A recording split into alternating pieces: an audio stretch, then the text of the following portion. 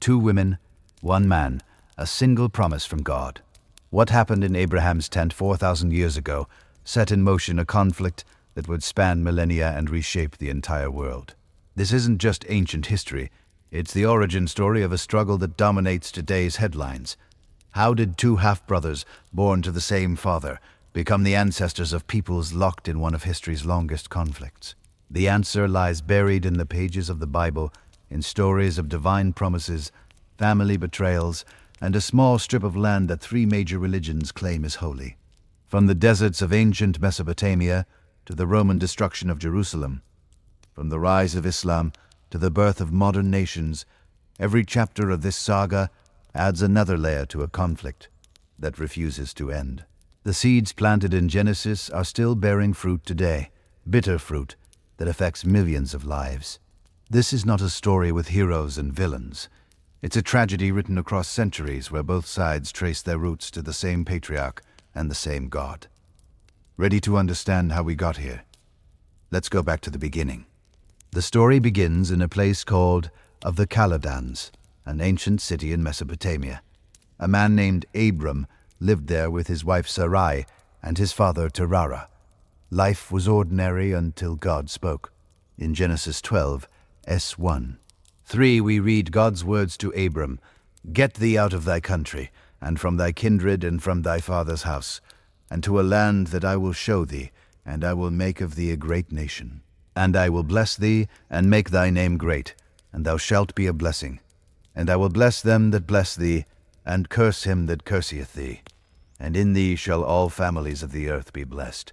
This wasn't a suggestion, it was a command with a promise attached. God was asking Abram to leave everything familiar, his homeland, his relatives, his father's household, and go to a place he'd never seen before. But the promise was massive. God would make him into a great nation. His name would become great. Through him, every family on earth would receive blessing. This was the beginning of something that would change history forever. Abram obeyed. Genesis 12, 4-5 tells us. So Abram departed, as the Lord had spoken unto him, and Lot went with him. And Abram was 75 years old when he departed out of Haran. And Abram took Sarai his wife, and Lot his brother's son, and all their substance that they had gathered, and the souls that they had gotten in Haran, and they forth to go into the land of Canaan, and into the land of Canaan they came. At 75 years old, Abram packed up everything and traveled to Canaan. When he arrived, God appeared to him again. Genesis 12:7 records this moment. And the Lord appeared unto Abram, and said, Unto thy seed will I give this land. And there builded he an altar unto the Lord who appeared unto him. This was the first time God specifically mentioned the land itself. Not just any land, but this land, Canaan, would belong to Abram's descendants. The promise now had a location. A physical place on earth was being designated for Abram's future children. Years passed. Abram and Sarai traveled through Canaan, building altars and calling on God's name. But there was one problem growing larger with each passing year. Sarai had no children.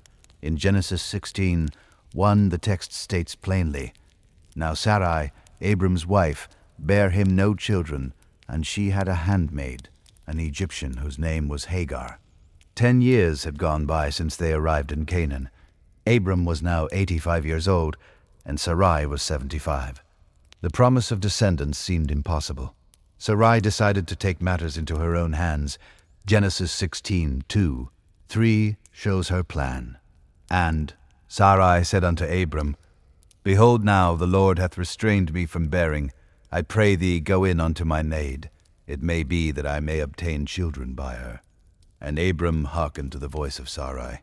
And Sarai, Abram's wife, took Hagar, her maid, the Egyptian, after Abram had dwelt 10 years in the land of Canaan, and gave her to her husband Abram to be his wife. This was a cultural practice of that time. If a wife couldn't have children, she could offer her servant to her husband, and any child born would legally belong to the wife. It seemed like a reasonable solution. Abram agreed, and Hagar conceived. Genesis 16:4 tells us what happened next. And he went in unto Hagar, and she conceived. And when she saw that she had conceived, her mistress was despised in her eyes. The moment Hagar knew she was pregnant, everything changed. She looked at Sarai differently. The servant now carried something her mistress couldn't produce, a child for Abram. The power dynamic shifted, and pride crept into Hagar's heart. Genesis 16:1-5-1-6 records the birth. And Hagar bare Abram a son, and Abram called his son's name, which Hagar bare Ishmael. And Abram was 86 years old when Hagar bare Ishmael to Abram. Abram was 86 years old when Ishmael was born. He had a son. The promise seemed to be coming true, even if through an unexpected path. But the household was not peaceful.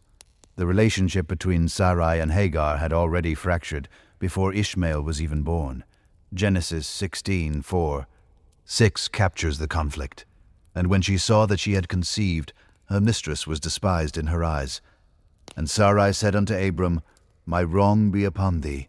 I have given my maid into thy bosom. And when she saw that she had conceived, I was despised in her eyes.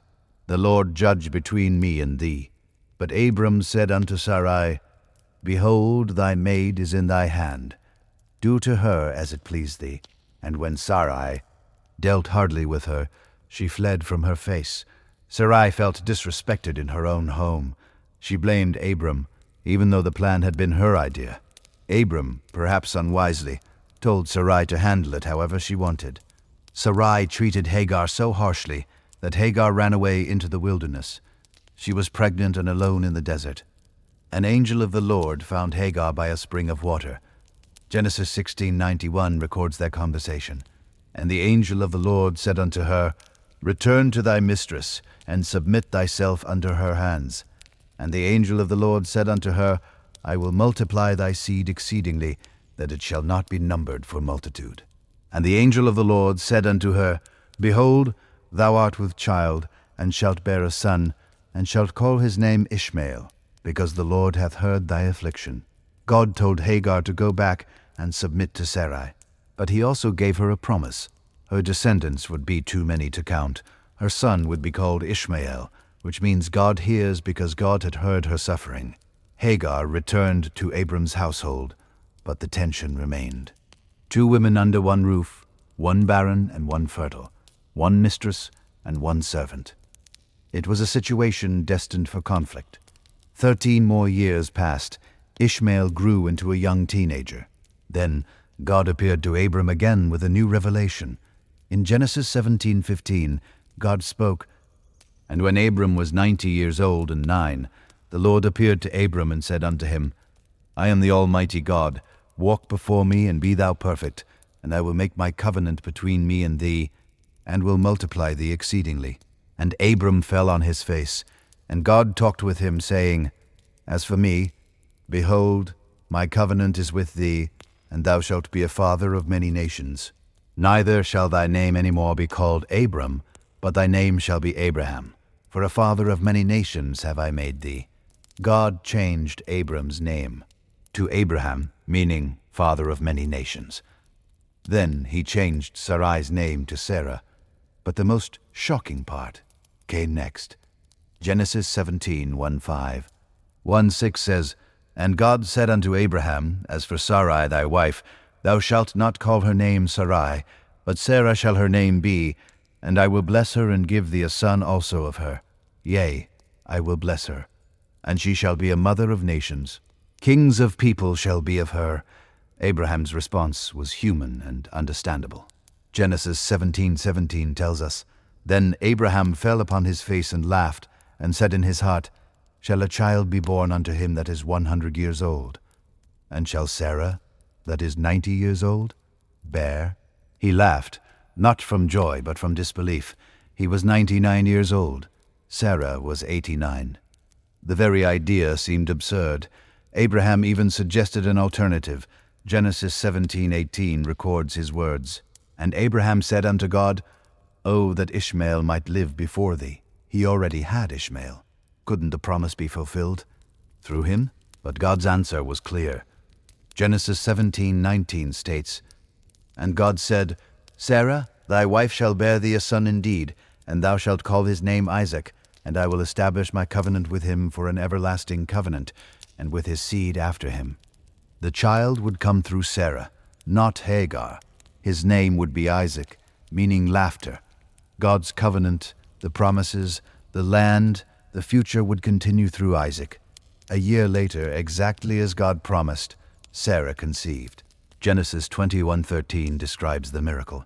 And the Lord visited Sarah as he had said. And the Lord did unto Sarah as he had spoken. For Sarah conceived and bare Abraham a son in his old age, at the set time of which God had spoken to him. And Abraham called the name of his son that was born unto him, whom Sarah bare to him, Isaac. Sarah herself could hardly believe it. Genesis 21:6-7 captures her joy. And Sarah said, God hath made me to laugh so that, all that hear will laugh with me. And she said, Who would have said unto Abraham that Sarah should have given children suck? For I have borne him a son in his old age. What seemed impossible had happened. The promised child had arrived, but joy in one part of the household brought pain to another. When Isaac was weaned, Abraham threw a great feast. Genesis 21:8-9 tells us what happened. And the child grew and was weaned. And Abraham made a great feast the same day that Isaac was weaned. And Sarah saw the son of Hagar the Egyptian, which she had borne unto Abraham, mocking. Sarah saw Ishmael mocking Isaac. The exact nature of this mocking isn't described, but it was enough to trigger Sarah's protective instincts. Ishmael was now a teenager, perhaps 16 or 17 years old. Isaac was probably around 3. Sarah saw a threat. Genesis 21:10 records her demand. Wherefore she said unto Abraham, Cast out this bondwoman and her son, for the son of this bondwoman shall not be heir with my son, even with Isaac. This wasn't just about mockery. It was about inheritance. Sarah wanted Ishmael gone so there would be no question about who Abraham's heir was. Genesis 21:11 tells us Abraham's reaction. And the thing was very grievous in Abraham's sight, because of his son. Abraham was deeply troubled. Ishmael was his son, too. He'd raised him for over a decade. How could he send him away? God intervened with clear direction. Genesis 21:1-2. 1:3 records God's words. And God said unto Abraham, Let it not be grievous in thy sight because of the lad, and because of thy bondwoman. In all that Sarah hath said unto thee, hearken unto her voice. For in Isaac shall thy seed be called, and also of the son of the bondwoman will I make a nation, because he is thy seed. God told Abraham to listen to Sarah. The covenant line would continue through Isaac, but Ishmael wouldn't be abandoned, Becca. He was Abraham's son. God would make him into a nation as well. Early the next morning, Abraham prepared bread and water for Hagar and Ishmael. Genesis 21:14 describes the departure. And Abraham rose up early in the morning, and took bread and a bottle of water, and gave it unto Hagar, putting it on her shoulder, and the child, and sent her away. And she departed, and wandered in the wilderness of Beerseh. They wandered in the wilderness. The water ran out. Genesis 2:1-1:5-1:6 shows Hagar's despair. And the water was spent in the bottle, and she cast the child under one of the shrubs. And she went and sat her down over against him, a good way off, as it were a bow shot. For she said, Let me not see the death of the child. And she sat over against him, and lift up her voice, and wept. She couldn't bear to watch her son die of thirst, but God heard the boy's cry. Genesis 21:1-7-1:9 records the rescue. And God heard the voice of the lad, and the angel of God called to Hagar out of heaven, and said unto her, What ath thee, Hagar? Fear not, for God hath heard the voice of the lad where he is. Arise, lift up the lad, and hold him in thine hand, for I will make him a great nation. And God opened her eyes, and she saw a well of water, and she went and filled the bottle with water, and gave the lad drink. God saved them. He showed Hagar a well she hadn't seen before. They survived, and God's promise to Ishmael remained intact. 2 sons of Abraham now had 2 different futures. God had made specific promises to each, but they were not the same promises. For Isaac, God's covenant was clear and detailed. Genesis 17:1-9. 2 1 spells it out. And God said, Sarah, thy wife shall bear thee a son indeed, and thou shalt call his name Isaac, and I will establish my covenant with him for an everlasting covenant, and with his seed after him. And as for Ishmael, I have heard thee. Behold, Have blessed him, and will make him fruitful, and will multiply him exceedingly. 12 princes shall he beget, and I will make him a great nation. But my covenant will I establish with Isaac, which Sarah shall bear unto thee at this set time in the next year. Isaac would inherit the covenant, the everlasting covenant that included the land of Canaan, and the promise that all nations would be blessed through his descendants. Ishmael would be blessed, would be fruitful, would multiply, and would father 12 princes. He would become a great nation. But the covenant itself would go through Isaac. God's promise to Ishmael through Hagar was recorded in Genesis 16, 1:2. And the angel of the Lord said unto her, I will multiply thy seed exceedingly, that it shall not be numbered for multitude.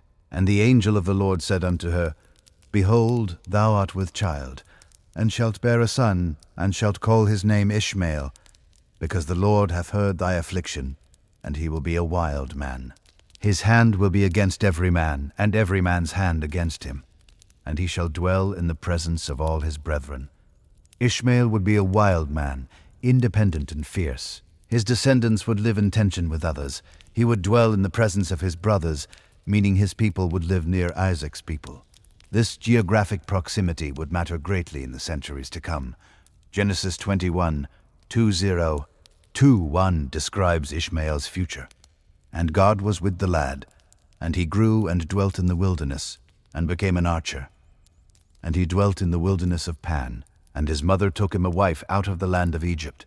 Ishmael grew up in the wilderness, became skilled with the bow, and married an Egyptian woman, connecting him back to his mother's homeland. When Abraham died many years later, both sons came together one final time.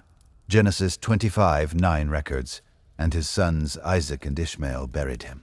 In the cave of Machpelah, in the field of Ephron, the son of Zohar the Hittite, which is before Mamre, they buried their father together, but then went their separate ways.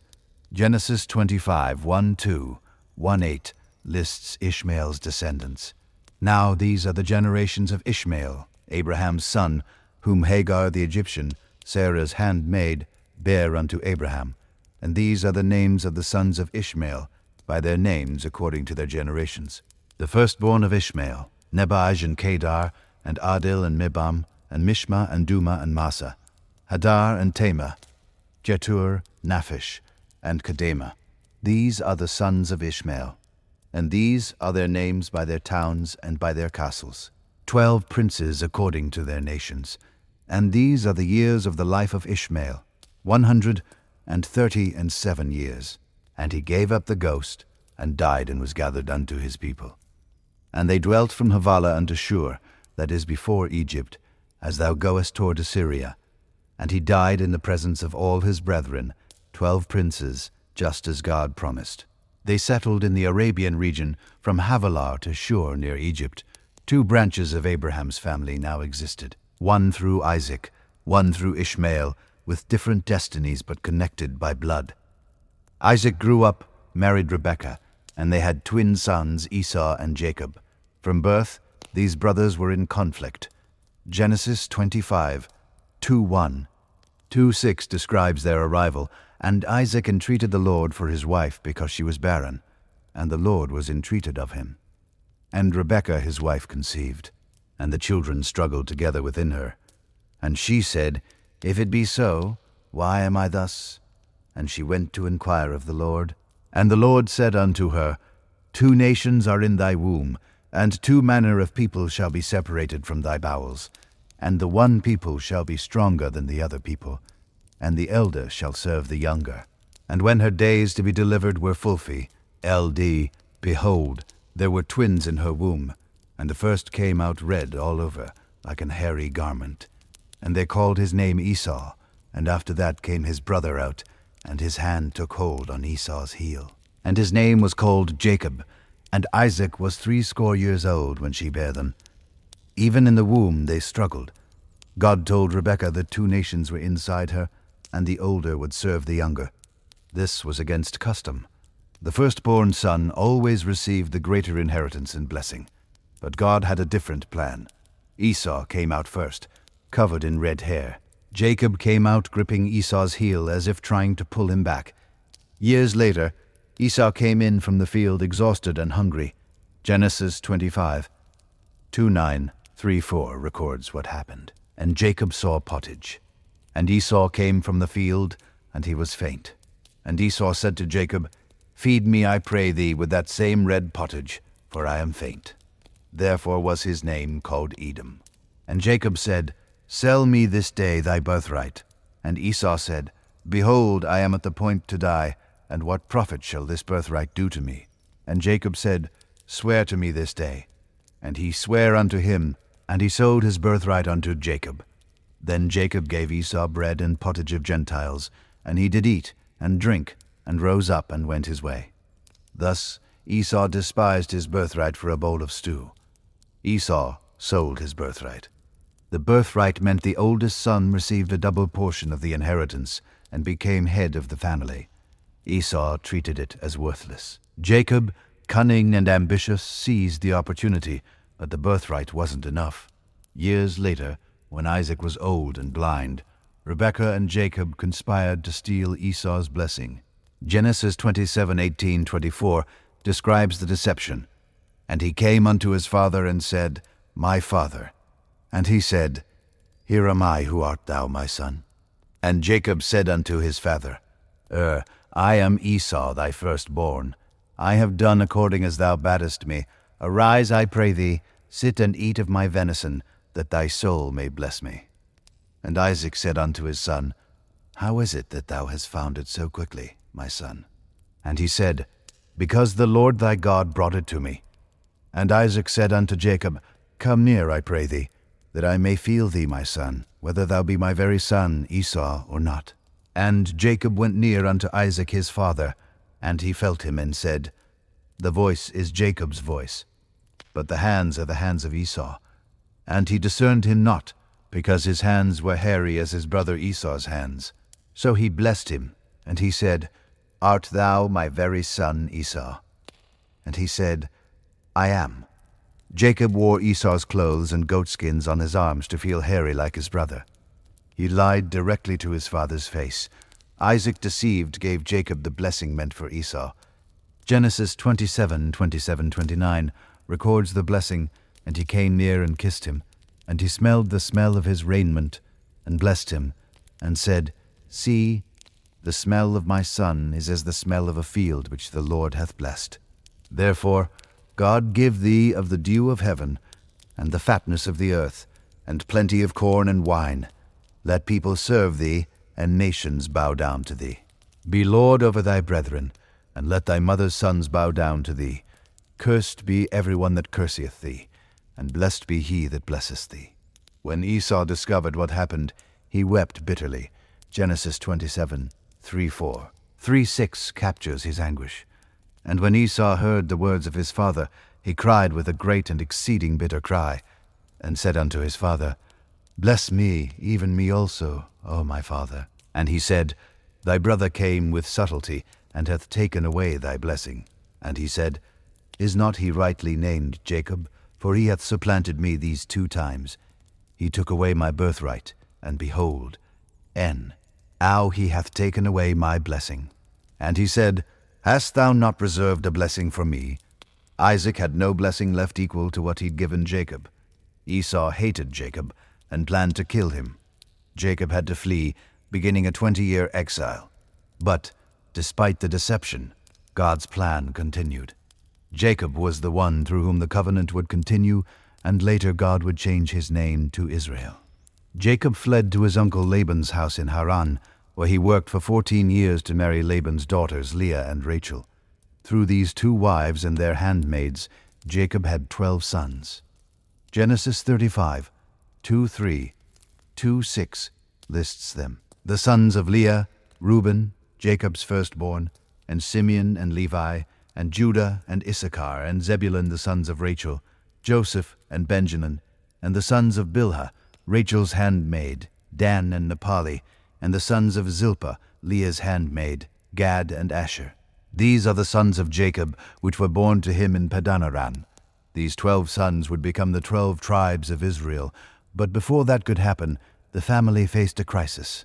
Jacob favored Joseph, Rachel's firstborn, above all his other sons. Genesis 37:34 tells us, "Now Israel loved Joseph more than all his children, because he was the son of his old age, and he made him a coat of many colors. And when his brethren saw that their father loved him more than all his brethren, they hated him and could not speak peaceably unto him." The brothers' jealousy turned to murderous rage when Joseph shared dreams indicating he would rule over them. Genesis 37:18-28 describes what they did. "And when they saw him ere off, even before he came near unto them, they conspired against him to slay him. And Reuben said unto them, Shed no blood, but cast him into this pit that is in the wilderness, and lay no hand upon him. And they took him, and cast him into a pit, and the pit was empty. There was no water in it. Then there passed by Midianites merchantmen, and they drew and lifted up Joseph out of the pit, and sold Joseph to the Ishmaelites for 20 pieces of silver. And they brought Joseph into Egypt. Joseph's brothers sold him to Ishmaelite traders, descendants of Abraham's other son. He was taken to Egypt as a slave. The brothers lied to Jacob, telling him Joseph was killed by a wild animal. But God was with Joseph in Egypt. Through a series of events involving false accusations and divine dreams, Joseph eventually became second in command to Pharaoh. Genesis 41:39. 4:1 records his promotion. And Pharaoh said unto Joseph, Forasmuch as God hath showed thee all this, there is none so discreet and wise as thou art. Thou shalt be over my house, and according unto thy word shall all my people be ruled. Only in the throne will I be greater than thou. And Pharaoh said unto Joseph, See, I have set thee over all the land of Egypt. Years later, famine struck the region. Jacob sent his sons to Egypt to buy grain, not knowing Joseph was alive and ruling there. When Joseph revealed himself to his brothers, they were terrified. But Joseph saw God's hand in everything. Genesis 45:48 shows his perspective. And Joseph said unto his brethren, Come near to me, I pray you. And they came near. And he said, I am Joseph, your brother, whom ye sold into Egypt. Now therefore be not grieved, nor angry with yourselves, that ye sold me hither. For God did send me before you to preserve life. And God sent me before you to preserve you a posterity in the earth, and to save your lives by a great deliverance.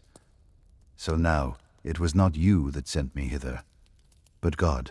And he hath made me a father to Pharaoh, and lord of all his house, and a ruler throughout all the land of Egypt. Joseph brought the entire family to Egypt. Genesis 46:26-27 tells us the number, all the souls that came with Jacob into Egypt, which came out his loins.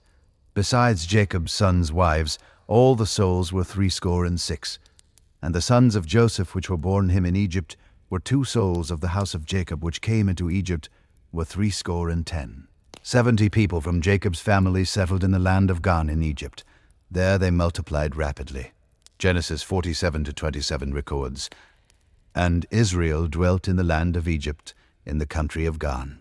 And they had possessions therein, and grew and multiplied exceedingly.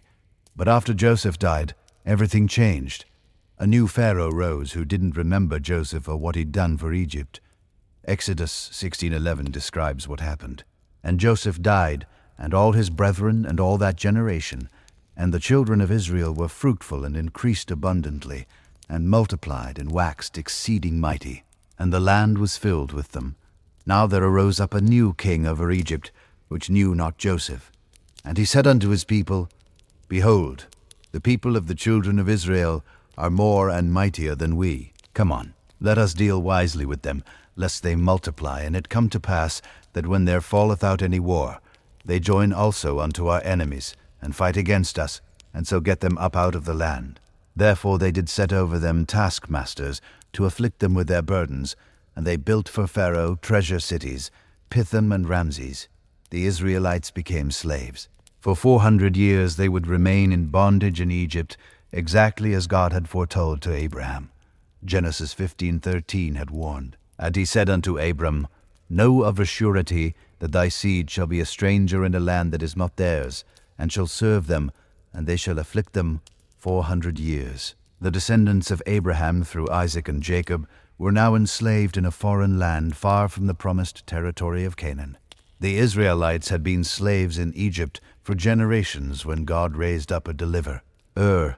Moses, an Israelite raised in Pharaoh's palace, encountered God in a burning bush in the wilderness of Midian. Exodus 3:78 records God's words, And the Lord said, I have surely seen the affliction of my people which are in Egypt, and have heard their cry by reason of their taskmasters. For I know their sorrows, and I am come down to deliver them out of the hand of the Egyptians, and to bring them up out of that land unto a good land, and a large, unto a land flowing with milk and honey, unto the place of the Canaanites, and the Hittites, and the Amorites, and the Perizzites, and the Hivites, and the Jebusites. God had not forgotten his promise to Abraham. The time had come to bring his people back to the land he'd promised their ancestors. Moses returned to Egypt, and after 10 devastating plagues, Pharaoh finally released the Israelites. Exodus 12 hours 37 minutes and 38 seconds describes their departure. And the children of Israel journeyed from Ramses to Succoth, about 600,000 on foot that were men beside children. And a mixed multitude went up also with them, and flocks and herds, even very much cattle.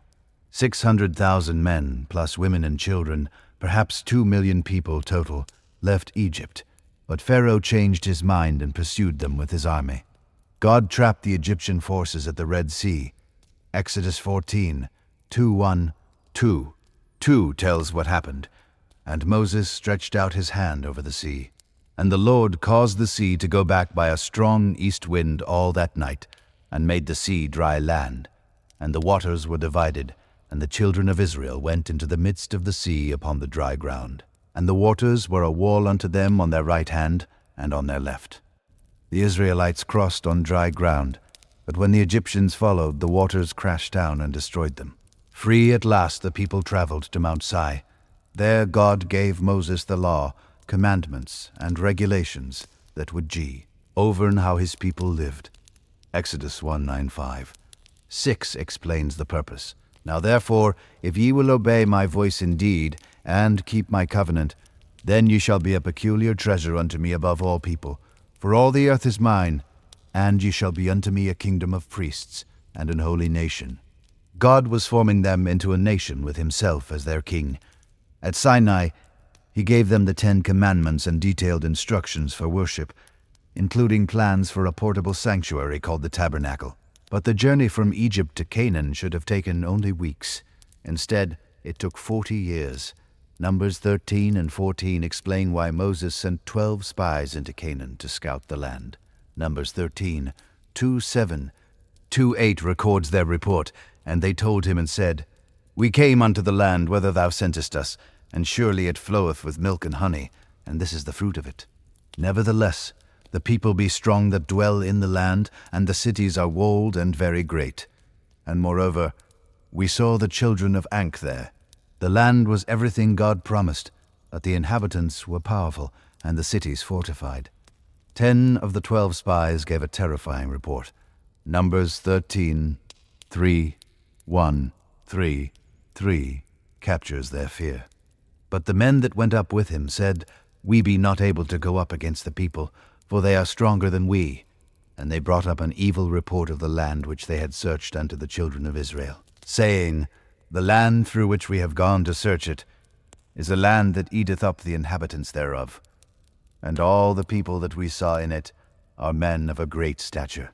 And there we saw the giants, the sons of Anak, which come of the giants, and we were in our own sight as grasshoppers. And so we were in their sight. Only 2 spies, Joshua and Caleb, urged the people to trust God and enter the land. But the people refused. They wanted to return to Egypt. God's judgment was swift. Numbers 14 hours, 28 minutes and 30 seconds records the sentence, Say unto them, As truly as I live, saith the Lord, as ye have spoken in mine ears, so will I do to you. Your carcasses shall fall in this wilderness, and all that were numbered of you, according to your whole number, from 20 years old and upward, which have murmured against me. Doubtless ye shall not come into the land concerning which I swear to make you dwell therein, save Caleb the son of Jephunneh and Joshua the son of Nun, and that entire generation would die in the wilderness. Only their children would enter the promised land. For 40 years the Israelites wandered, waiting for the faithless generation to pass away. During this time God provided manna from heaven daily and water from rocks. He gave them his law through Moses, teaching them how to live as his covenant people. Moses died within sight of the promised land, and leadership passed to Joshua. God's instructions to Joshua were clear. Joshua 12:4 records God's command, "Moses, my servant, is dead. Now therefore arise, go over this Jordan thou, and all this people unto the land which I do give to them, even to the children of Israel. Every place that the sole of your foot shall tread upon, that have I given unto you, as I said unto Moses, from the wilderness and this Lebanon, even unto the great river, the river Euphrates, all the land of the Hittites, and unto the great sea toward the going down of the sun, shall be your coast." The land was theirs by divine promise. Now they had to possess it by faith and obedience. The Israelites crossed the Jordan River on dry ground, just as their parents had crossed the Red Sea. Their first target was Jericho, a fortified city blocking entrance into Canaan. Joshua 6:25 describes God's unusual battle plan. "And the Lord said unto Joshua, See, I have given into thine hand Jericho, and the king thereof, and the mighty men of valor, and ye shall compass the city, all ye men of war, and go round about the city once. Thus shalt thou do 6 days, and 7 priests shall bear before the ark 7 trumpets of ram's horns, and the 7th day ye shall compass the city 7 times, and the priests shall blow with the trumpets. And it shall come to pass, that when they make a long blast with the ram's horn, and when ye hear the sound of the trumpet, all the people shall shout with a great shout, and the wall of the city shall fall down flat, and the people shall ascend up every man straight before him. For 6 days they marched around Jericho silently. On the 7th day they circled 7 times, the priests blew their trumpets, the people shouted, and the walls collapsed." Joshua 6:20-1 records the victory. "So the people shouted when the priests blew with the trumpets. And it came to pass, when the people heard the sound of the trumpet, and the people shouted with a great shout, that the wall fell down flat, so that the people went up into the city, every man straight before him. And they took the city, and they utterly destroyed all that was in the city, both man and woman, young and old, and ox and sheep and ass, with the edge of the sword. From Jericho, Joshua led campaigns throughout Canaan." Joshua 10:4042 summarizes the southern campaign. "So Joshua smote all the country of the hills, and of the south, and of the vale, and of the springs, and all their kings. He left none remaining, but utterly destroyed all that breathed, as the Lord God of Israel commanded. And Joshua smote them from Kadesh Banana even unto Gaza, and all the country of Gone even unto Gibeon. And all these kings and their land did Joshua take at one time, because the Lord God of Israel fought for Israel. Then came the northern campaign.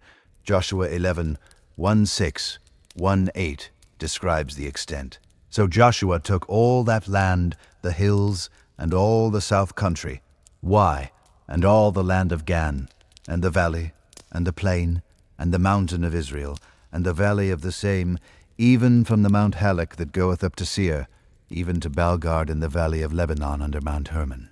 And all their kings he took, and smote them, and slew them. Joshua made war a long time with all those kings. After years of warfare, the land was subdued enough to divide among the tribes. Joshua 14:12 explains the distribution. And these are the countries which the children of Israel inherited in the land of Canaan, which Eleazar the priest, and Joshua the son of Nun, and the heads of the fathers of the tribes of the children of Israel, distributed for inheritance to them. By lot was their inheritance, as the Lord commanded by the hand of Moses, for the 9 tribes, and for the half-tribe. Each tribe received territory, though the conquest wasn't complete. Joshua 13, One admits this reality. Now Joshua was old and stricken in years, and the Lord said unto him, Thou art old and stricken in years, and there remaineth yet very much land to be possessed. Many Canaanite peoples remained in the land, and the coastal region was controlled by the Philistines, a group of sea peoples who had settled there around the same time Israel was conquering inland areas. After Joshua died, Israel entered a dark period. They had no king, no central government, just 12 tribes loosely connected by shared ancestry and religion. Judges 2:10 describes what happened. And also all that generation were gathered unto their fathers, and there arose another generation after them, which knew not the Lord, nor yet the works which he had done for Israel. And the children of Israel did evil in the sight of the Lord, and served Baalim.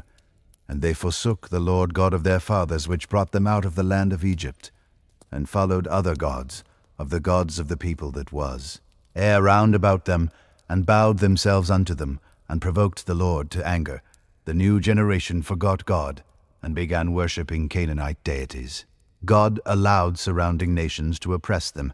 When Israel cried out for help, God raised up judges, military leaders, and deliverers to rescue them. But the cycle repeated constantly. Israel sinned. God allowed oppression. Israel repented. God sent a judge. The judge delivered them. Then Israel sinned again. The Philistines became Israel's primary enemy. During this period, they controlled the coastal plain and possessed iron weapons and chariots, superior technology that gave them military advantage. Judges 13:1 states, And the children of Israel did evil again in the sight of the Lord, and the Lord delivered them into the hand of the Philistines 40 years. One of the most famous judges was Samson, who fought the Philistines single-handedly with supernatural strength. Judges 15:1-4, 1-5 describes one of his victories. And when he came unto Lehi, the Philistines shouted against him, and the Spirit of the Lord came mightily upon him, and the cords that were upon his arms became as flax that was burnt with fire, and his bands loosed from off his hands. And he found a new jawbone of an ass, and put forth his hand, and took it, and slew 1,000 men therewith.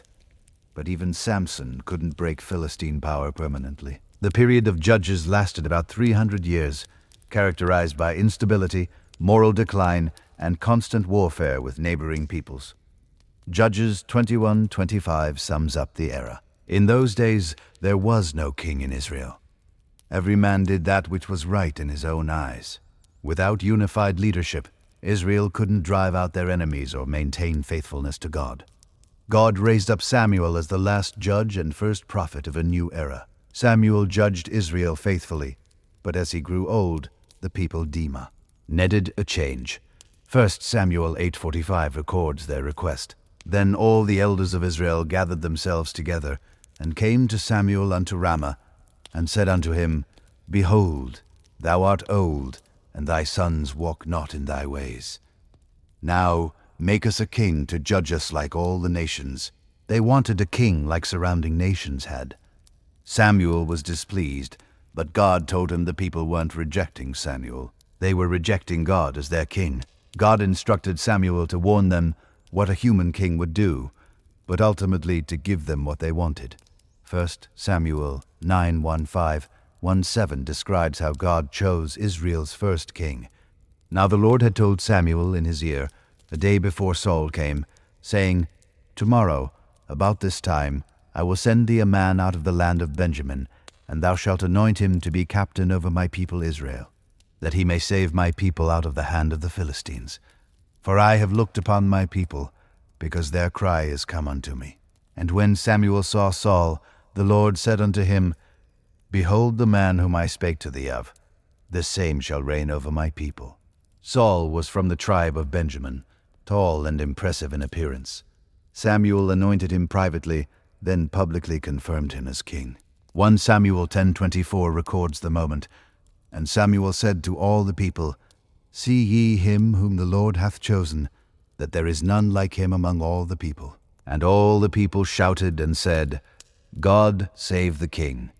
Saul's primary mission was clear: defeat the Philistines.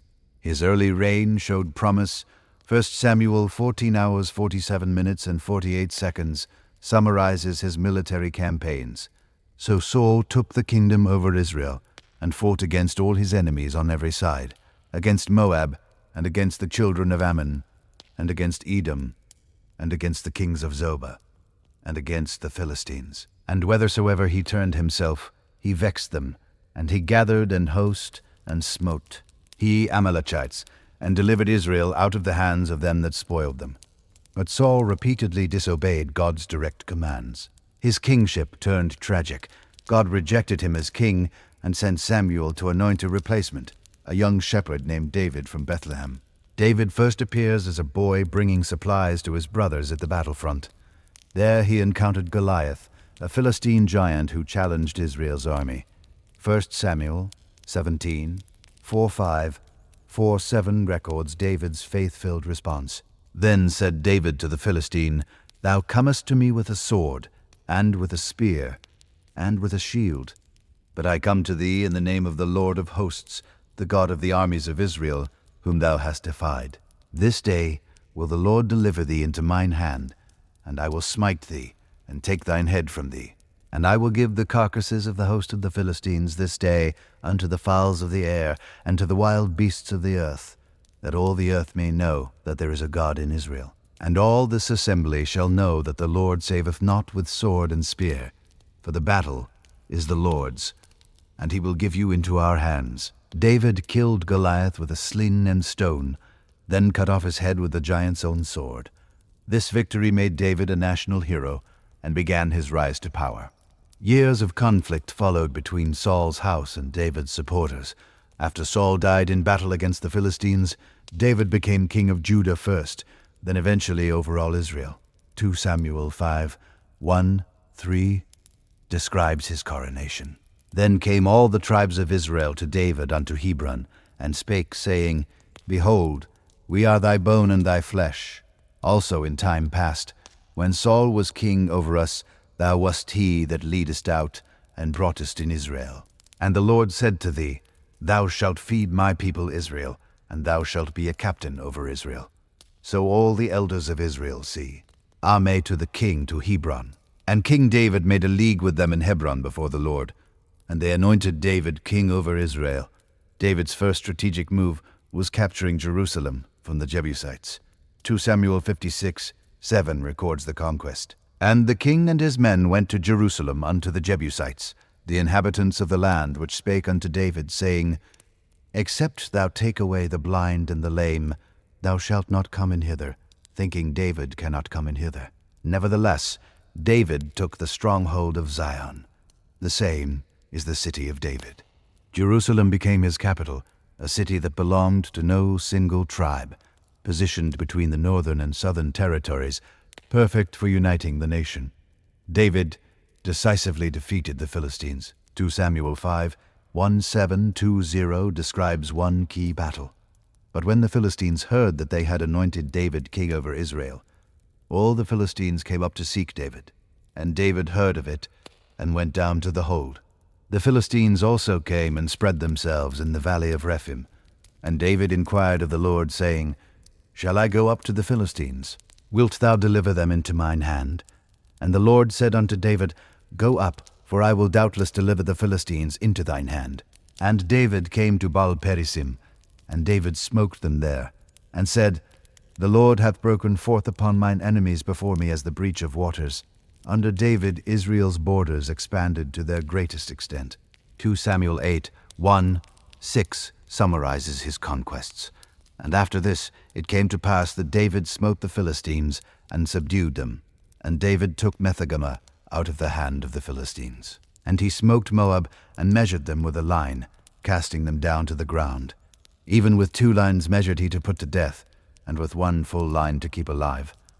And so the Moabites became David's servants, and brought Ge. David smote also Hadader, the son of Rehob, king of Zobah, as he went to recover his border at the river Euphrates.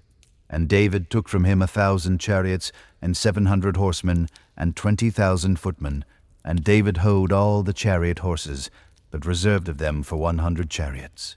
And when the Syrians of Damascus came to succor Hadad, king of Zobah, David slew of the Syrians 22,000 men.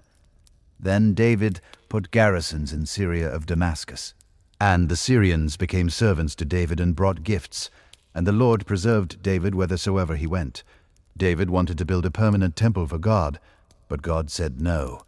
Instead, God made David a promise. 2 Samuel 7, 1-2. 1:3 records God's covenant with David. And when thy days be fulfilled, and thou shalt sleep with thy fathers, I will set up thy seed after thee, which shall proceed out of thy bowels, and I will establish his kingdom. He shall build an house for my name, and I will establish the throne of his kingdom forever. David's son would build the temple, and David's dynasty would last forever. Solomon became king after David's death. God appeared to Solomon in a dream and offered him anything he wanted. 1 Kings 3:9 records Solomon's request, "Give therefore thy servant an understanding heart to judge thy people, that I may discern between good and bad. For who is able to judge this, thy so great a people?" Solomon asked for wisdom to govern justly. God was pleased and granted him not only wisdom, but also riches and honor. 1 Kings 4 hours 29 minutes and 31 seconds describes Solomon's legendary wisdom. And God gave Solomon wisdom and understanding, exceeding much, and largeness of heart, even as the sand that is on the seashore. And Solomon's wisdom excelled the wisdom of all the children of the east country, and all the wisdom of Egypt.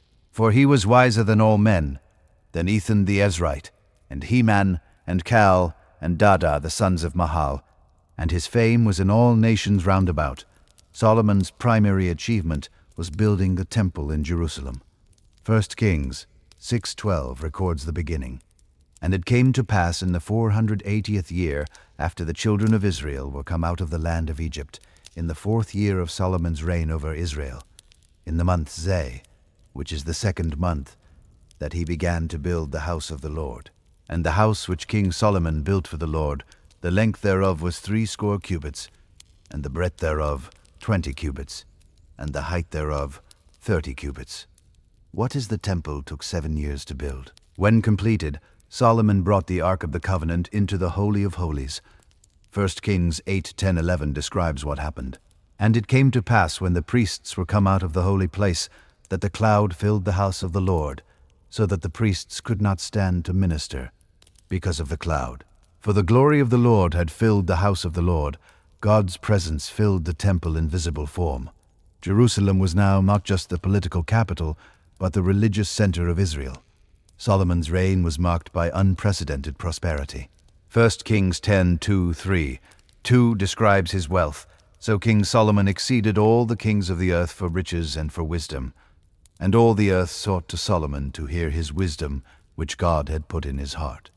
And they brought every man his present vessels of silver and vessels of gold, and garments and armor and spices, horses and mules arrayed year by year. Israel had peace, wealth, and international respect. But this golden age came at a cost. Solomon heavily taxed the people to fund his building projects and maintain his lavish court. Solomon's later years were marked by spiritual compromise. He married many foreign wives who turned his heart toward their gods. 1 Kings 11:4-6 records his downfall. For it came to pass when Solomon was old that his wives turned away his heart after other gods, and his heart was not perfect with the Lord his God, as was the heart of David his father.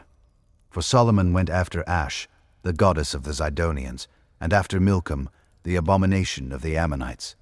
And Solomon did evil in the sight of the Lord, and went not fully after the Lord, as did David his father. God pronounced judgment. The kingdom would be torn from Solomon's son, though one tribe would remain for David's sake. When Solomon died, his son Rehoboam became king.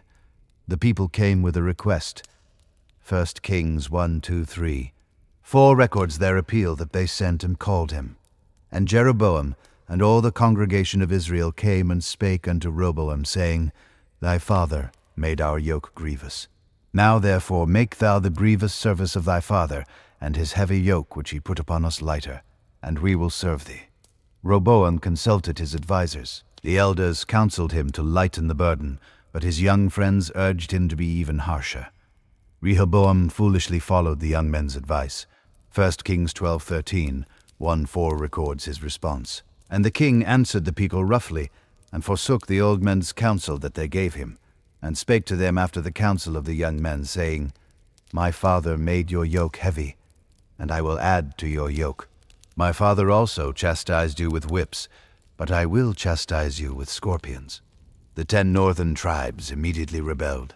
1 Kings 12:16 captures their declaration. So when all Israel saw that the king hearkened not unto them, the people answered the king, saying, What portion have we in David? Neither have we inheritance in the son of Jesse. To your tents, O Israel. Now see to thine own house, David. So Israel departed unto their tents. They made Jeroboam their king, forming the northern kingdom of Israel. Only Judah and Benjamin remain. Loyal to Rehoboam, forming the southern kingdom of Judah. Jeroboam immediately created a spiritual problem. He feared that if his people went to Jerusalem to worship, they might return their loyalty to Judah's king. 1 Kings 12 hours, 28 minutes and 30 seconds describes his solution. Whereupon the king took counsel and made 2 calves of gold, and said unto them, It is too much for you to go up to Jerusalem. Behold thy gods, O Israel, which brought thee up out of the land of Egypt. And he set the one in Bethel, and the other put he in Dan. And this thing became a sin, for the people went to worship before the one even unto Dan. The kingdom was now divided, Israel in the north with 10 tribes, Judah in the south with 2 tribes. They would never reunite. The divided kingdoms grew weaker. Israel, the northern kingdom, went through dynasty after dynasty, most marked by idolatry and injustice. God sent prophets to warn them, but they refused to listen. 2 Kings 17:7-8 explains their sin. For so it was that the children of Israel had sinned against the Lord their God, which had brought them up out of the land of Egypt, from under the hand of Pharaoh, king of Egypt, and had feared other gods, and walked in the statutes of the heathen, whom the Lord cast out from before the children of Israel, and of the kings of Israel, which they had made. In 722 BC, the Assyrian Empire swept down from the north. 2 Kings 17:5-6 records the conquest. Then the king of Assyria came up throughout all the land, and went up to Samaria and besieged it 3 years.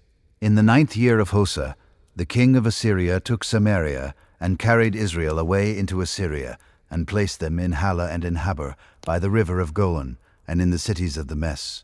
The northern kingdom was destroyed. The Assyrians deported much of the population, and resettled foreigners in their place.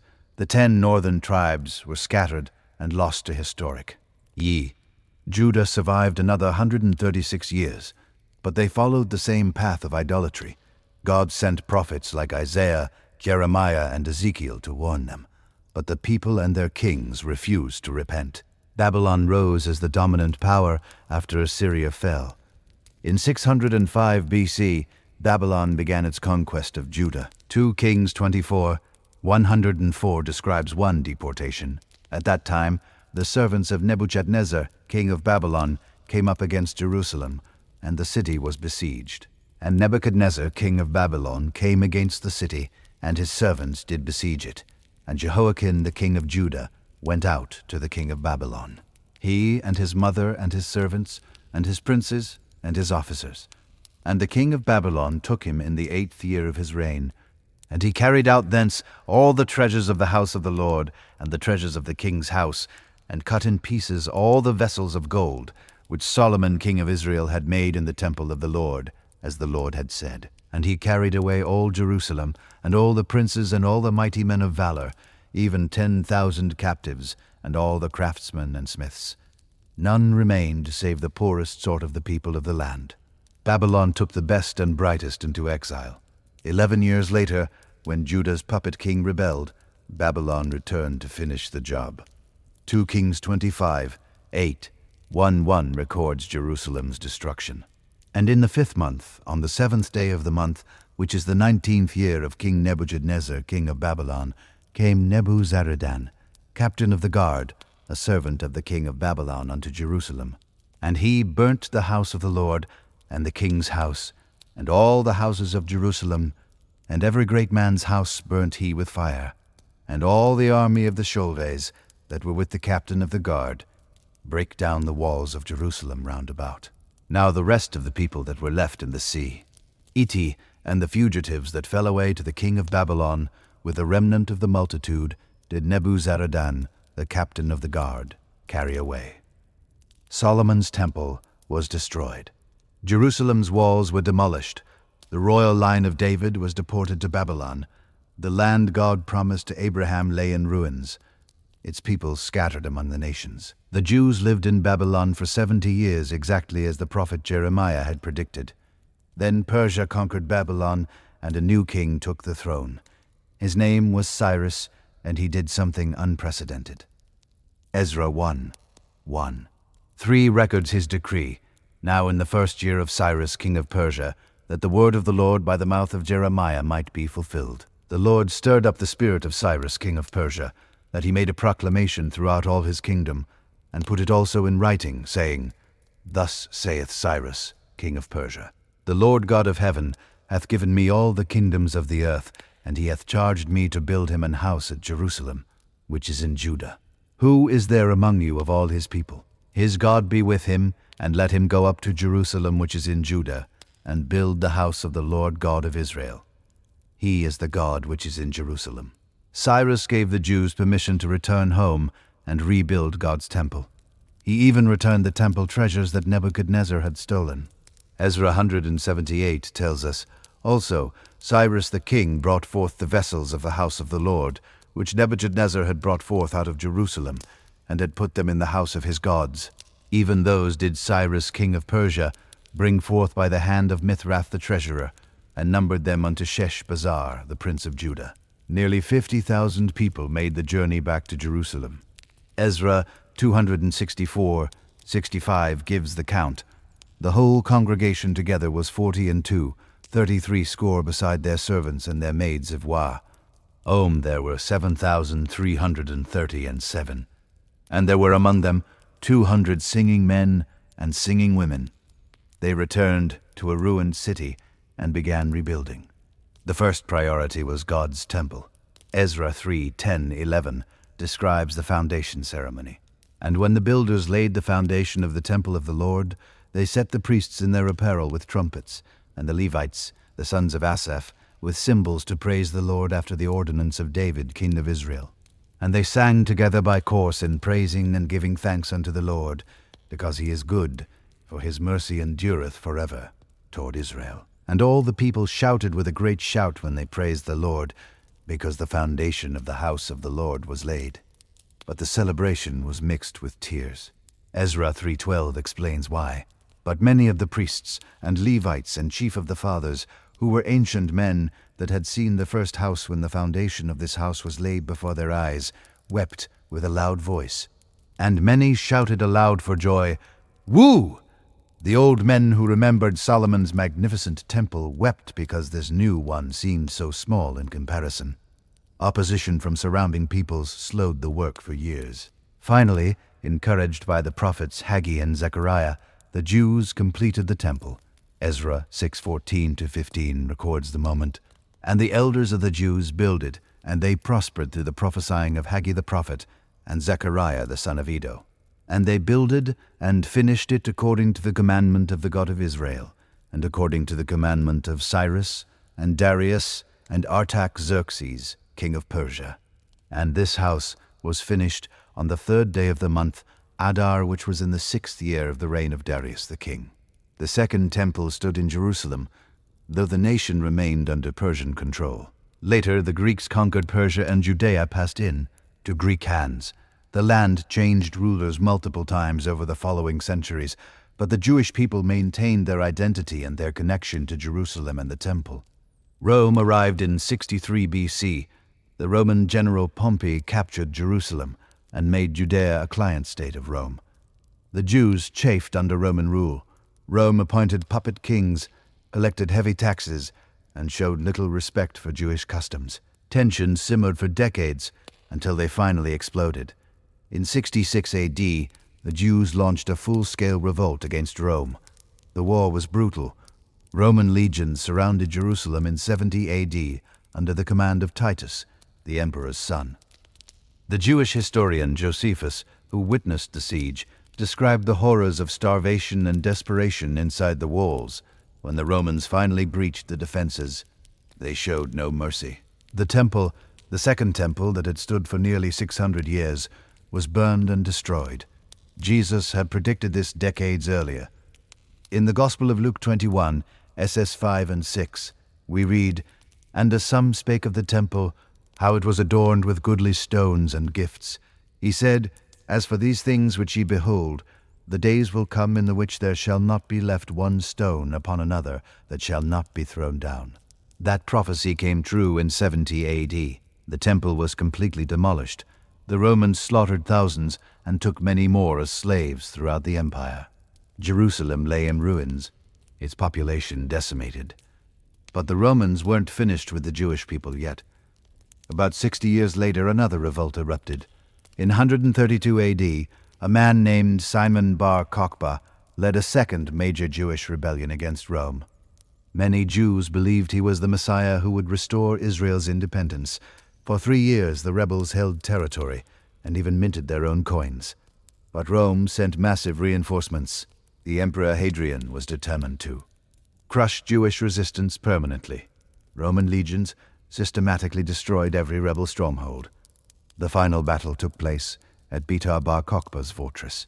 When it fell in 135 AD, the revolt was over. Roman historians recorded that hundreds of thousands of Jews were killed. Thousands more were sold into slavery. Hadrian's revenge went beyond military victory. He wanted to erase Jewish connection to the land itself. He renamed Judea as Syria Palestina, taking the name from the Philistines, the ancient enemies of Israel, who had long since disappeared from history. Jerusalem was renamed Alia Capitolina, and Jews were banned from entering the city except once a year. The Romans built a temple to Jupiter on the Temple Mount where God's temple had stood. The Jewish population was scattered throughout the Roman Empire and beyond. This diaspora, the scattering of the Jewish people, would last nearly 2,000 years. Small Jewish communities remained in the land, but the majority now lived far from Jerusalem, maintaining their faith and identity in foreign lands, always remembering the city and the temple that was lost. Christianity emerged from Judaism in the 1st century AD through Jesus of Nazareth, whom his followers proclaimed as the Messiah. The book of Acts 1:8 records Jesus' final instructions to his disciples. "But ye shall receive power after that the Holy Ghost is come upon you, and ye shall be witnesses unto me both in Jerusalem and in all Judea and in Samaria, and unto the uttermost part of the earth." Christianity spread rapidly throughout the Roman Empire, eventually becoming the empire's official religion in the 4th century. Christians revered Jerusalem as the place where Jesus was crucified and resurrected. The city became a Christian pilgrimage site, and churches were built at locations connected to Jesus' life. In the 7th century, a new religion emerged in Arabia. Muhammad, the prophet of Islam, taught that he had received revelations from God through the angel Gabriel. Islam spread quickly through military conquest. By 638 AD, Muslim armies had conquered Jerusalem. The city was now holy to 3 religions: Judaism, Christianity, and Islam. Muslims believed Muhammad had made a miraculous night journey to Jerusalem before ascending to heaven. They built the Dome of the Rock on the Temple Mount in 691 AD, exactly where the Jewish temples had stood. The land that God had promised to Abraham's descendants through Isaac was now controlled by people who traced their heritage to Abraham's other son, Ishmael, through the Arab peoples. The population gradually changed. Arab Muslims settled throughout the region. Many Christians and the small remaining Jewish population either converted to Islam, left, or became minorities living under Muslim rule. Arabic became the dominant language. The land that Jews called Judea and Romans had renamed Palestine was now primarily Arab and Muslim, though small Jewish and Christian communities persisted. In 1095, Pope Urban II called for a military expedition to recapture Jerusalem from Muslim control. European Christians launched the First Crusade, believing they were liberating the Holy Land. In 1099, Crusader armies captured Jerusalem in a bloody siege. They massacred Muslims and Jews alike, establishing Christian kingdoms throughout the region. The Crusader states lasted less than 2 centuries. Muslim forces, particularly under leaders like Saladin, fought to reclaim the territory. By 1291, the last Crusader stronghold had fallen. The land returned to Muslim control, passing through various dynasties until the Ottoman Turks conquered it in 1517. The Ottoman Empire ruled the region for exactly 400 years. They called it part of Philistine, the Arabic version of the Roman name Palestine. Under Ottoman rule, the land was divided into administrative districts. The population was predominantly Arab and Muslim, with smaller communities of Arab Christians and Jews living mainly in Jerusalem, Hebron, Sechet, and Tiberias, the 4 holy cities of Judaism. Life under Ottoman rule was relatively stable for centuries. The empire allowed religious minorities to practice their faiths while paying special taxes. Jewish communities maintained their presence in the land, though they were a small minority.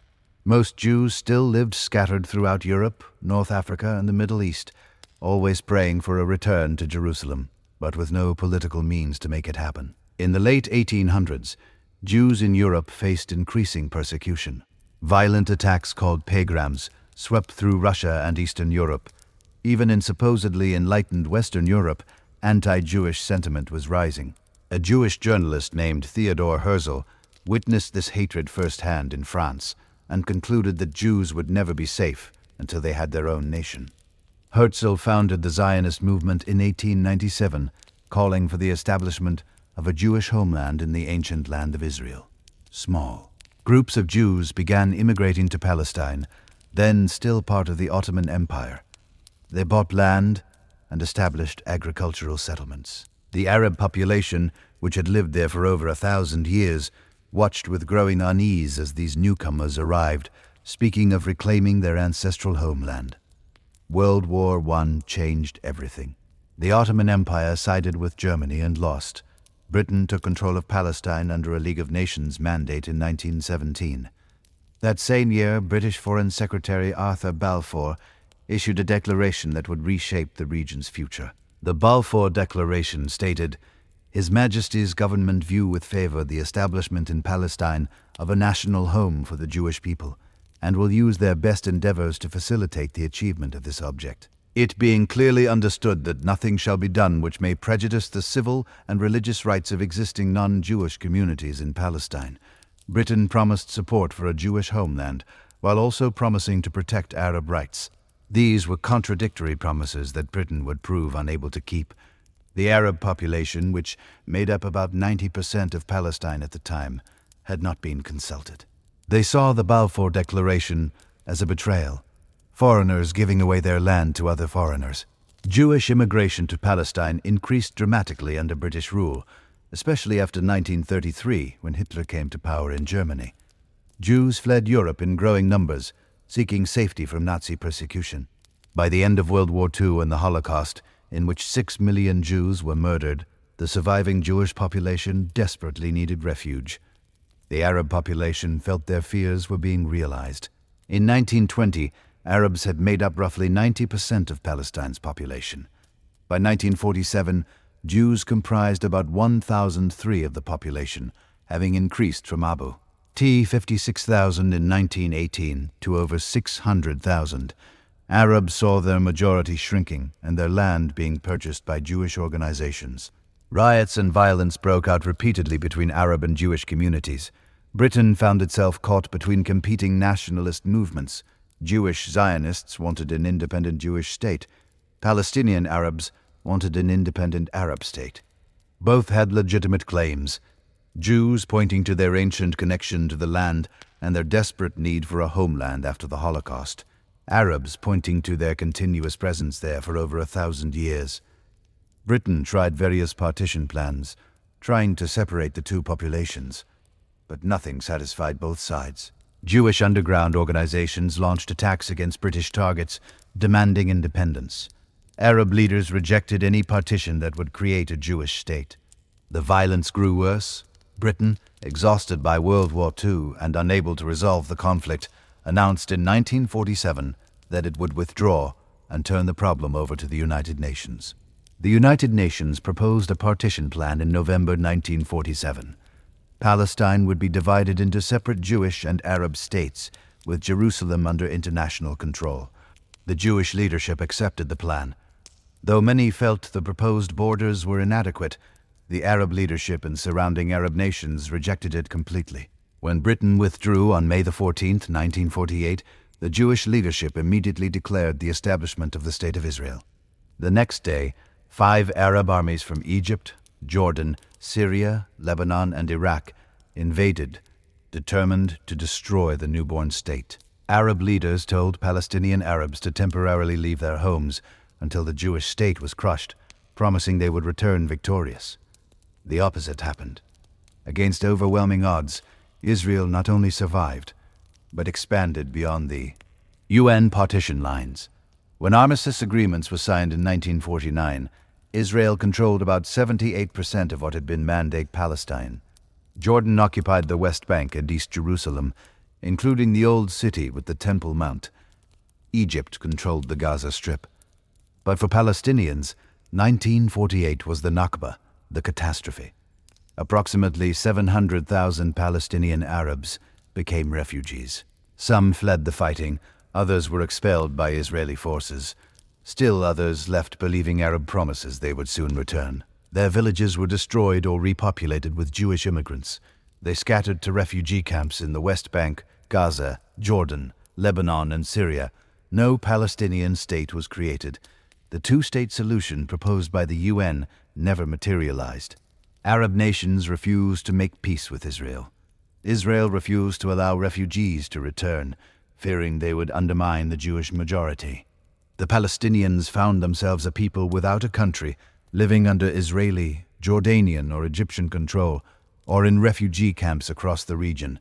The conflict that began with 2 sons of Abraham, 2 nations in one womb, 2 peoples claiming the same land through different promises, remained unresolved.